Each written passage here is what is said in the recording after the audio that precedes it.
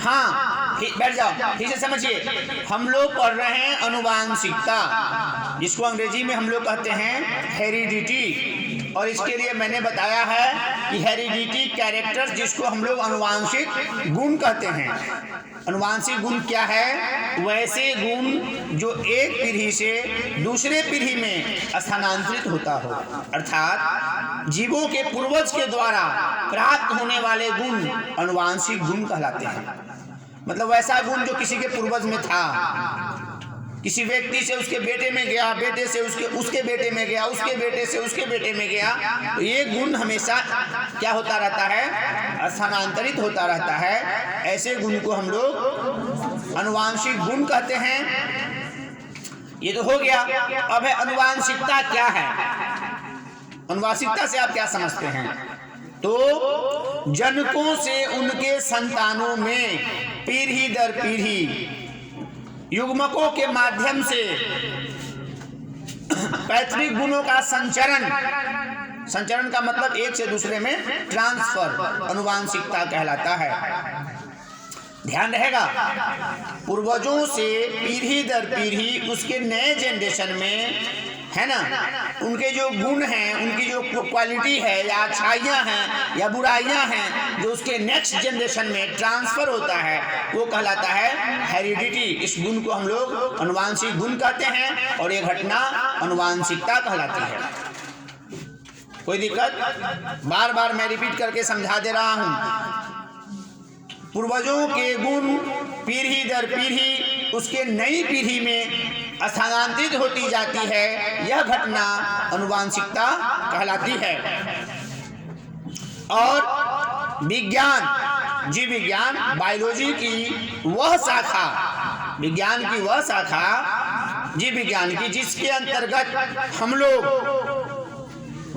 अनुवांशिकता एवं विविधता का अध्ययन करते हैं, उसे हम लोग जेनेटिक्स कहते हैं। हिंदी में उसको कहते हैं अनुवांशिकी। क्या? Branch of biology which deals with the study of heredity and variation is called genetics। विज्ञान की वह शाखा जिसके अंतर्गत हम लोग अनुवांशिकता एवं विभिन्नता का अध्ययन करते हैं, उसे जेनेटिक्स कहा जाता है। हिंदी में उसे हम लोग अनुवांशिकी कहते हैं। तो हम लोग देखते हैं किस प्रकार एक जीव का गुण उसके अगले पीढ़ी में किस प्रकार स्थानांतरित होता है। ये सारा चीज डिपेंड करता है डीएनए पर और जीन पर। मैंने पहले भी बताया है। हम लोग एक उदाहरण स्वरूप लेकर के चलेंगे कि किस प्रकार लोगों का गुण एक पीढ़ी से, जीवों का गुण एक पीढ़ी से दूसरे पीढ़ी में स्थानांतरित होते हैं। तो एक मैं इसका एग्जैक्ट उदाहरण दूंगा। इस उदाहरण को आप लोग को समझना पड़ेगा और किस प्रकार विभिन्नताएं उत्पन्न होती है।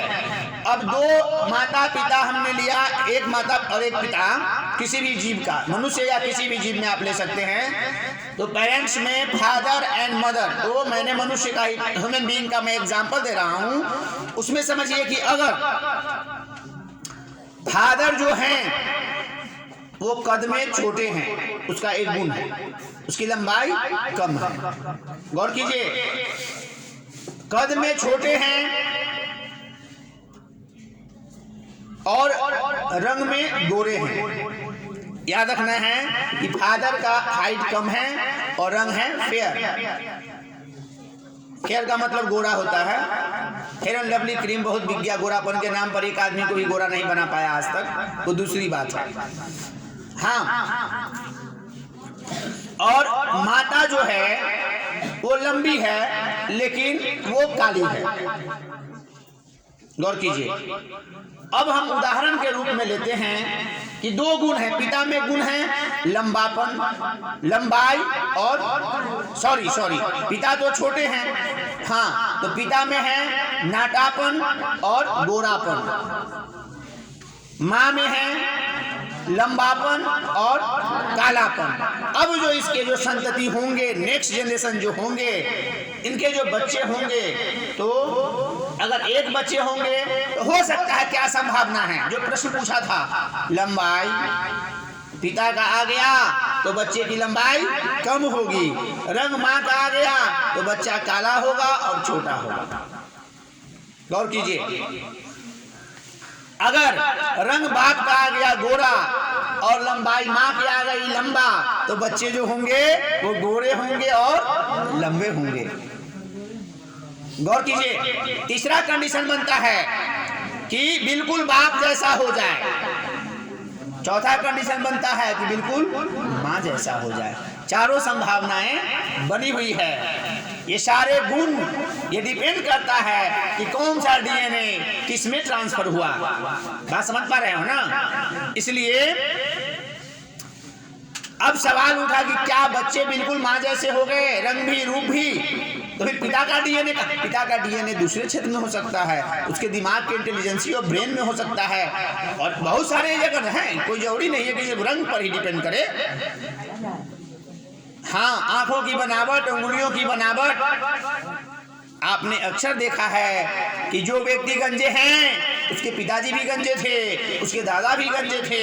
हेयर फॉल का सॉल्यूशन के नाम पर लाखों दवाएं बिक रही है, जबकि हेयर फॉल रुक नहीं सकता। ये सच्चाई है। वही बता रहा हूं कि हेयर फॉल, बालों का गिरना एक सच्चाई है, इसका दुनिया में कोई इलाज नहीं है, और इसके नाम पर लोग लाखों रुपए लुटा लिए। अगर बालों का झड़ना का इलाज होता तो सलमान खान गंजा न होता। सलमान खान के सिर पर एक भी बाल नहीं है, वो प्लास्टिक, वो कृत्रिम हेयर रिप्लांटेशन करवाया हुआ है,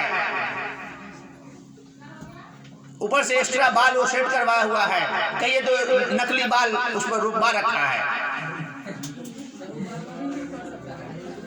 हाँ, ध्यान दीजिए, तो इसका कोई ट्रीटमेंट नहीं है। ये यहाँ चर्चा इसलिए आ गई कि जो व्यक्ति अगर उसका हेयर फॉल हो रहा है, गंजापन एक पीढ़ी दर पीढ़ी संचरित होने वाला गुण है, जो एक पीढ़ी से दूसरी पीढ़ी में, जिसके दादाजी गंजे थे वह भी गंजा होगा, उसका पोता भी गंजा होगा, उसका बेटा भी गंजा होगा। ये होना ही होना है, ये बिल्कुल सत्य है।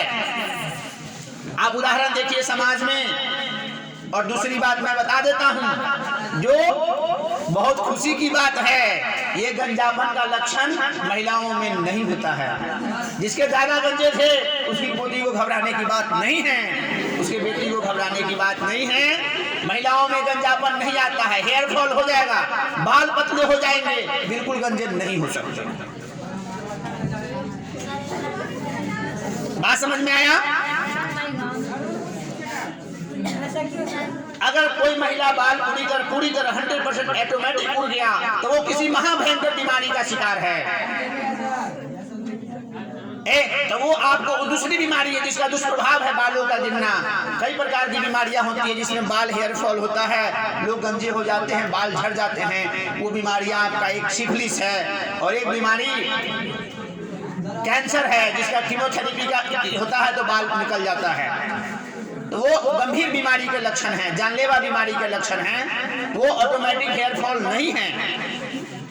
हाँ, ध्यान दीजिए, तो ये जेनेटिक्स पर डिपेंड करता है, यही अनुवांशिकता है कि वह गुण जो हमारे पूर्वजों से पीढ़ी दर पीढ़ी स्थानांतरित होकर के नए पीढ़ी में पहुंचती है, इस गुण को हम लोग अनुवांशिक गुण, अंग्रेजी में इसको हेरिडिटी कैरेक्टर के नाम से जाना जाता है, और इस घटना को अनुवांशिकता कहते हैं।